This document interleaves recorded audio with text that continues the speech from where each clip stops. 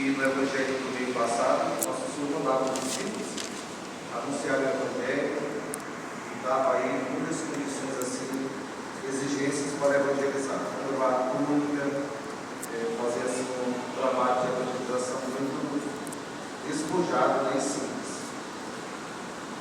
O Evangelho dá a entender que esse trabalho foi frutuoso, porque os discípulos, eles voltam, né, e dizem que era tanta gente que procurava que eles não podiam nem comer, então estavam muito cansados.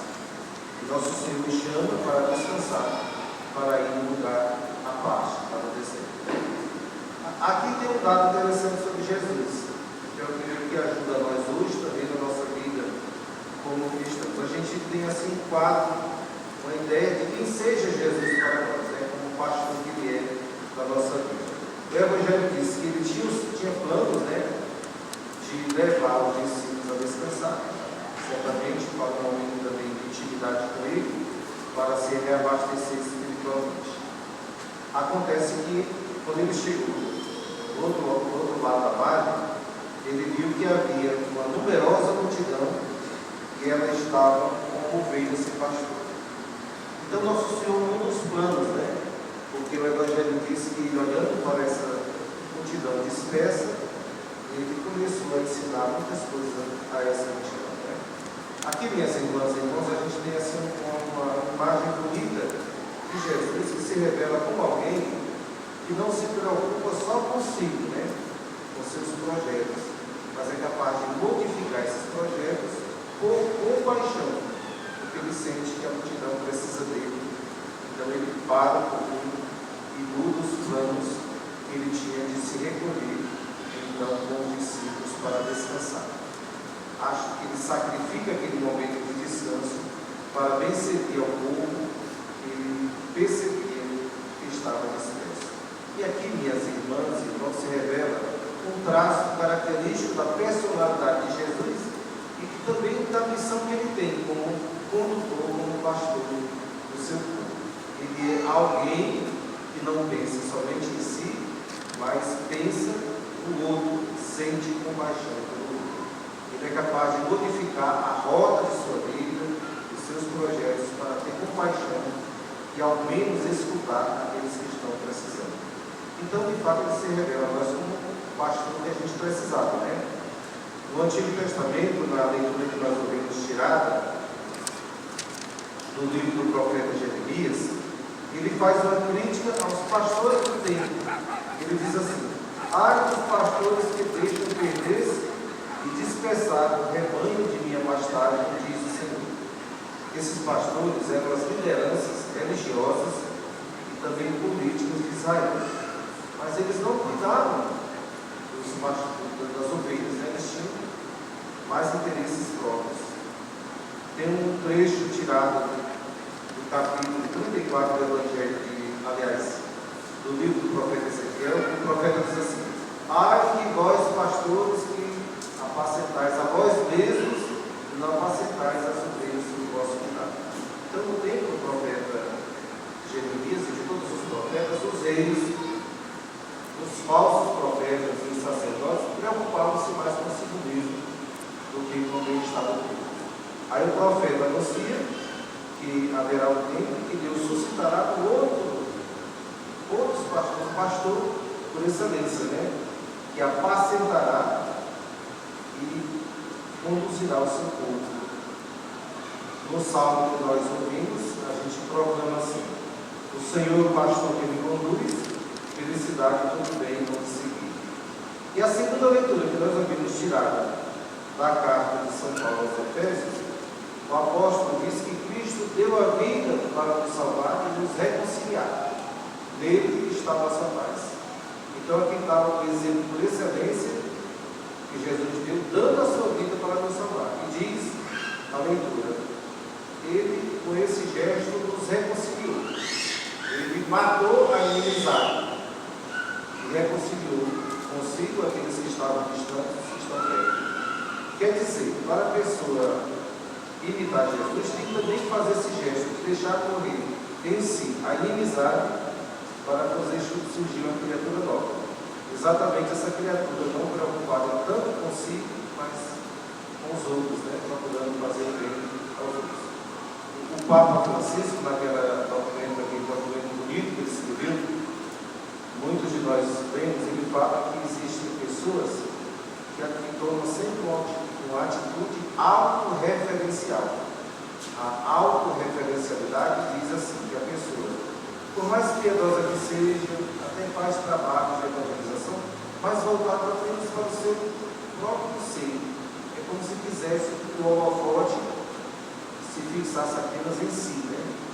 Talvez querendo aparecer, querendo tirar um benefício da evangelização, mas não preocupado com o outro, né? De fato, de evangelizar, de libertar verdadeiramente e conduzir as ovelhas, isto é, aqueles que precisam ser acolhidos, ser ouvidos, ser pastoreados. Esse pecado também pode estar comum na nossa vida em muitas situações, né?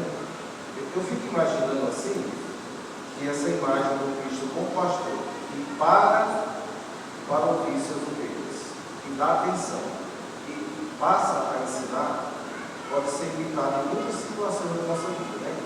Eu fico pensando, por exemplo, na saúde, né? Do médico que tem a capacidade de atender o paciente e estudar, né? É uma coisa que é muito exigente, né? Parar, porque às vezes a pessoa é só ser orientada e não tem aquela pressa de só se olhar nem para o rosto da pessoa, passar uma receita e dispensar logo, preocupado, quem sabe, com uma filha grande que tem para atender, né?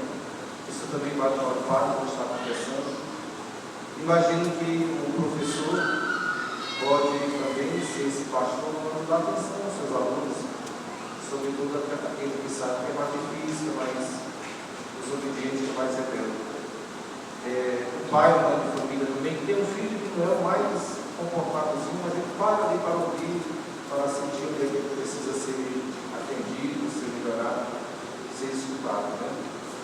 Imagino também que um líder político, uma liderança social, que tem a capacidade de ouvir os seus, né, para saber das suas reais necessidades, é a maneira de também atualizar a nossa vida, essa imagem de Cristo como pastor, né?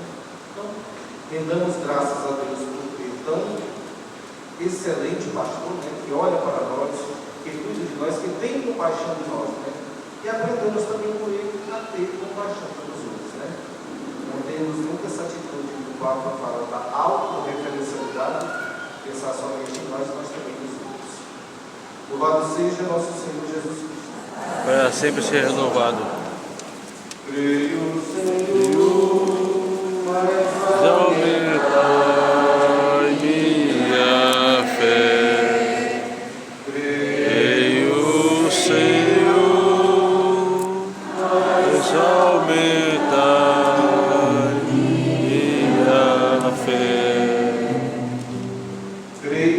Deus Pai Todo-Poderoso, Criador do céu e da terra, e Jesus Cristo, sendo o Filho, nosso Senhor, que foi concebido pelo poder do Espírito Santo, nasceu da Virgem Maria, padeceu sob Pôncio Pilatos, foi crucificado, morto e sepultado, desceu à mansão dos mortos, ressuscitou ao terceiro dia, subiu aos céus, está sentado à direita de Deus Pai Todo-Poderoso, de onde há de vir julgar os vivos e os mortos. E do Espírito Santo, da Santa Igreja Católica, na comunhão dos santos, na remissão dos pecados, na ressurreição da carne, na vida eterna. Amém. Com confiança em Deus, apresentemos agora as nossas preces.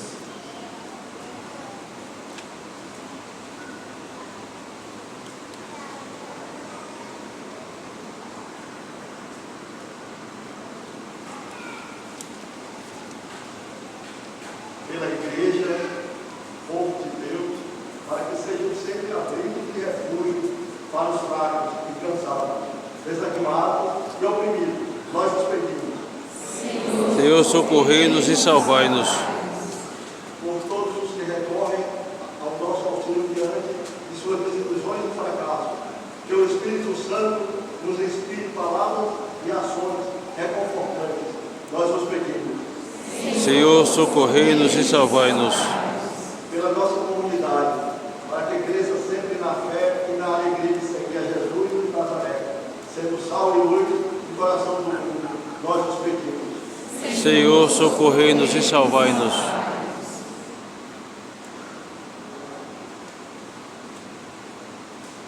Pelas outras intenções que estão em nosso coração e nossa mente, aquele pedido que nós queremos fazer a Deus, quem sabe, de súplica, né?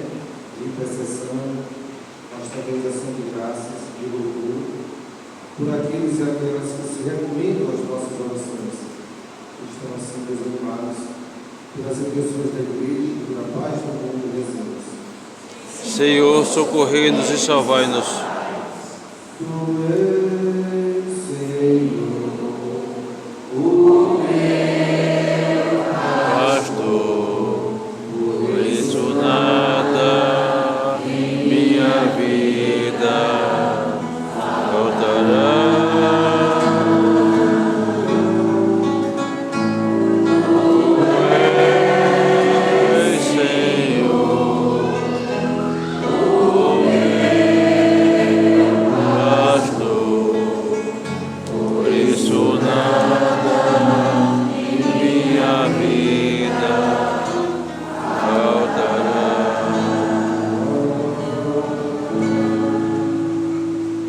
Obedientes à vossa palavra, ó Deus, manifestamos a nossa adesão à vossa vontade.